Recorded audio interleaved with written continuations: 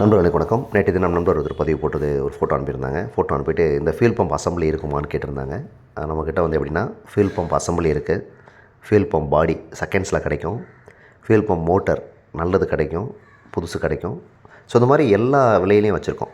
நம்ம எந்த விலைக்கு நினச்சாலும் வாங்கிக்கிற அளவுக்கு பல்வேறு ஏற்பாடுகள் செய்யப்பட்டிருக்கு.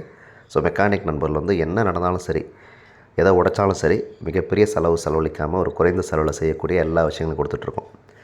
இருந்தாலும் இது ஏன் நடந்துச்சு அப்படின்னு நம்ம கண்டிப்பாக கவனிக்கணும். ஒரு ஃபியூல் பம்ப்பு உருகிற அளவுக்கு என்ன நடந்திருக்கும் அப்படின்னு பார்த்திங்கன்னா, ஓவர் ஹீட் ஆகிருக்கும்.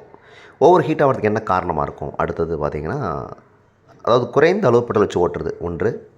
அப்புறம் ஃபால்ட் மோட்டர் வந்து டைட்டாக சுத்த முடியாமல் திணற மாதிரி சுற்றும். அதாவது அதிகமான வோல்டேஜை எடுத்துக்கிற மாதிரியான ஒரு மோட்டரை வந்து அதில் அமைஞ்சிருக்கலாம்.